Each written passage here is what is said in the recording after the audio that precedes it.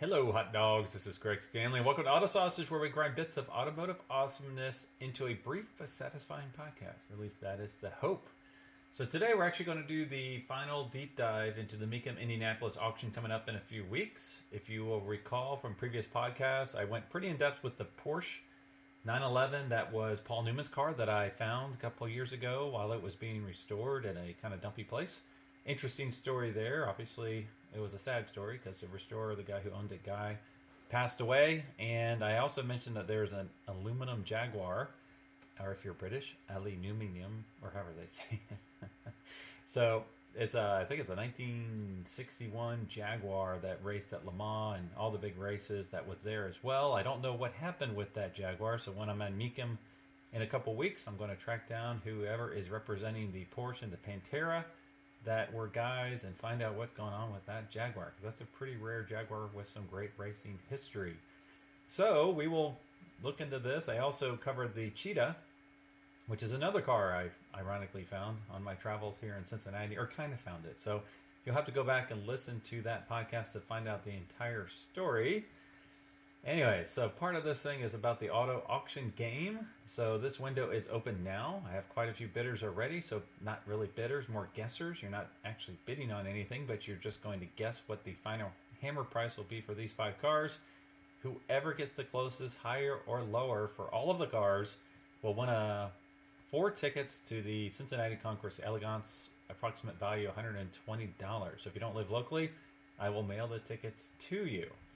So, what else do we have coming up from the Auto Sausage game? So if you go to www.autosausage.com, which I have on our screen right now, if you're listening on YouTube and looking on YouTube, you can find out all the different things we have coming up for the different auctions. The one I'm showing right now is for the big auction coming up in, I guess it's the Monterey auction in August. And I'm going to have a big prize there. I've got Star Wars authentic autographed photos with exclusive trading cards and the Star Wars black and white from Empire Strikes Back. So these are new trading cards that just came out, about a $200 value, and there's some autographed cards in there. So go to the website, check it out. You can listen to the podcast. You can play the game. I will have the next auction coming up soon to play. Let's see which auction this one is. I think I'm going to have it posted next week where you can start playing that particular auction. So if you go to the auction website, go to the auction page, you'll see the ones that are coming up. So coming up next will be the Auburn sale. Auburn, Indiana, RM Sotheby's, May 29th through June 1st. I'm giving away like $100 worth of Tillamook beef jerky. So thank you for your sponsorship, Tillamook. And then after that, in June, we have the Mecum Portland auction, June 21st through the 22nd. That one's some cool car care prizes. It's like an $18 really nice tumbler, LED flashlight, and some work gloves. So just go to the website, check it out. I still have a lot I need to post. So there's, I think, 9 more games coming soon. I'm securing sponsorships, still working on it. So come back to see more for sure. So, well, let's get started with the Porsche. So if we go to, where's the page? So this 1974 Porsche, I went ahead and reviewed it once. I told the story about how I stumbled across this car. It was owned by Paul Newman, driven at Sebring in 1977. The guy I was offered to sell it for him was asking $4.5 million. Well, that was way too high. The estimate here at Mecum is $450,000 to $500,000. It's basically totally restored. I'd probably give it a number 2. I mean, just looking at some of the pictures, that's all I have to go by. It's a little dirty. If you go to my Instagram feed at Auto Sausage, you will see the pictures I took when it was under restoration. So I would call it a number 2. I think it's going to actually oversell or sell higher than the estimate. So reason being is Paul Newman, everybody loves Paul Newman. His watch sold for $18.5 million, his Rolex Daytona. The last race car that Adam Carolla bought, he bought it for $4.5 million. So I honestly think the estimate might be a little bit low. So they're saying $450 to $500. I'm going to say it's going to sell for $650,000. So that's my call for this particular car. So the next car we're going to take a look at is one of the Shelbys. So there's a good collection. If I go to Mecum's homepage here, you'll see this collection here, the Stephen Giuliano collection. There's the Cheetah that we'll talk about in a second. And there's 4 Cobras. The yellow one we're going to talk about right now, that's the one that's in the auto auction game. It's one of the few Dragon Snake cars. So this particular car, 1965 Shelby, beautiful car. Its estimate is 1.75 mil to 2.25 mil. 4-speed car, 1 of 5 factory-built 289 Cobra Dragon Snakes. The only Stage 3 factory-built customer Dragon Snake. So they probably had a Stage 1, Stage 2, and Stage 3 was probably the most potent.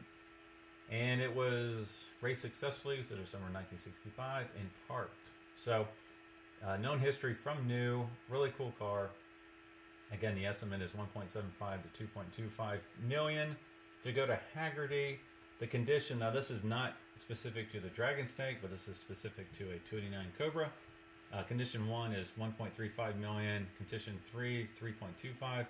The 3-year trend is slightly down on this one, which kind of surprised me a little bit on Cobra. So, recent auction estimates on recent auction sales of the other Dragon Snakes. A dark green one sold in 2005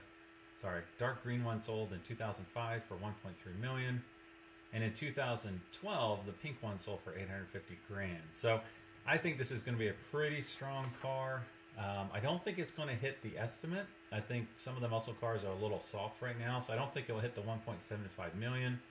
I'm going to say it's going to sell for 1.65 million. So if you remember from the first auction game, I nailed the $3 million auction bid by like 20 grand. So I got out really good on that first auction estimate. So we'll see how I do on this one. Now the next one we're going to look at is the Cheetah that we talked about before. So again, this is a car I was chasing in Cincinnati. Heard about it. Thought it was a 1965 Shelby GT350. I had the guy's phone number. I had to stand out front of his door. I never knocked on the door. Just think that's kind of creepy. So anyways, cool car. It did sell last year. I think it was $711 in a single car sale. It's the most original Cheetah out there. The estimate is $500 to $750. So I think it's going to hit the low end of that. Reason being, the 711 it received on the bid, the previous auction, was because it was the only car in the auction. So I think that was not only the max for that car, I think it was the max. It got all the press in the world. It was in the news.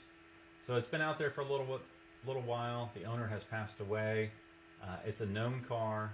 The mystique is somewhat off of it right now. So I don't think it's going to sell for the 700 grand, but I still think it's going to sell pretty decent. So I put it at 560.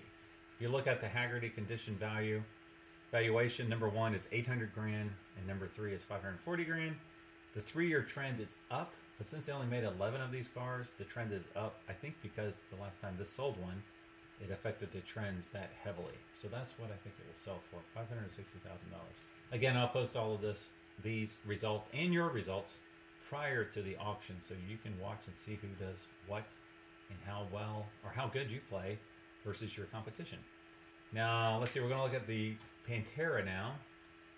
The 1982, the Thompson, I always say that wrong, De Tomaso Pantera GT5.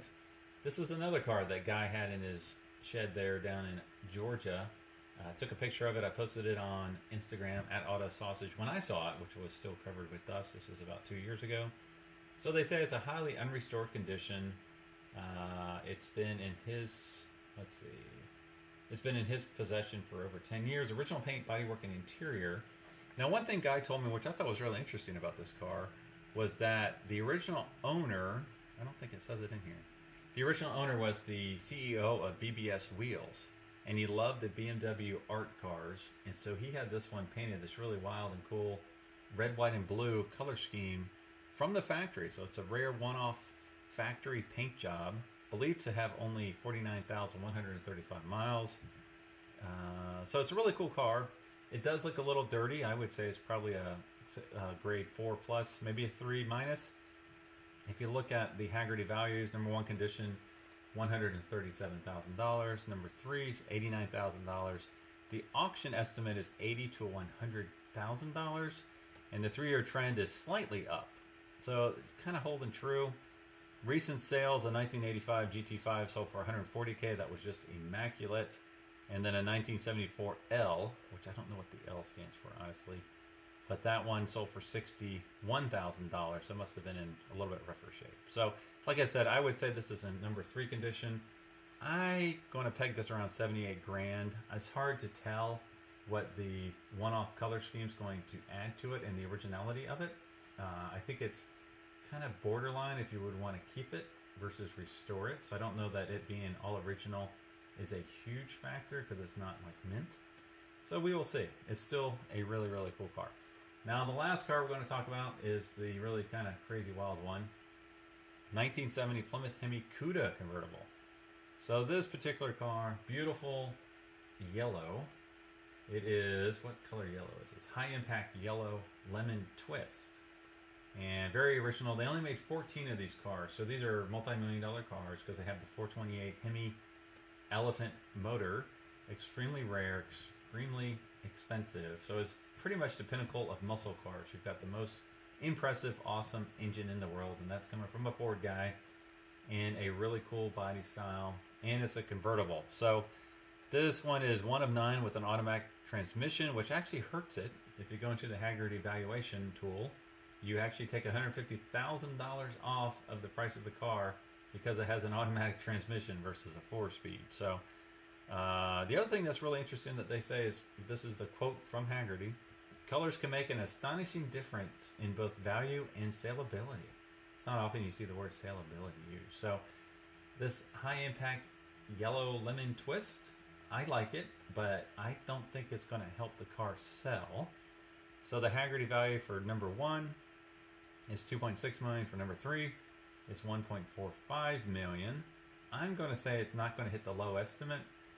I'm sorry, this one does not actually have an estimate. They say call for estimate, meaning we want to talk to you if you're willing to spend $1.5 million on a car we're selling. We want to talk to you in person. So I'm going to say it's going to sell for 1.35 million. I think it's going to, even though it's the number 1 car, you know what? I'm going to take that back. Number 1 is 2.6 million. This is a number 1 car. I mean, it is immaculate. I'm going to say 1.75 mil. So I'm going to say it's going to sell pretty soft for a number 1 car because of the color and because of the automatic and because muscle car trends are slightly down. And even on this car, the trends are slightly down as well. So other than that, the Steven Giuliano collection is going to be really cool. There's also a clutch of Thunderbirds. I want to say there's about 10, like 55 to 57 Thunderbirds that are going up for sale. So that'll be really interesting to see how the different colors and engine options impact the sales price on those cars. I might do a follow-up on that. I'm not sure. And then I plan on being there on Wednesday by myself. I might move that to Friday so I can actually see some of these cars go across the auction block and maybe film some live. And then I'll be there Saturday with a couple friends of mine that we're going from my church. So anyways, good luck playing the game. Please share with your friends. I won't spam you. And if you would like this podcast, share this podcast, make a comment on this podcast. Let me know that you are out there, and we will talk to you all next week. Bye.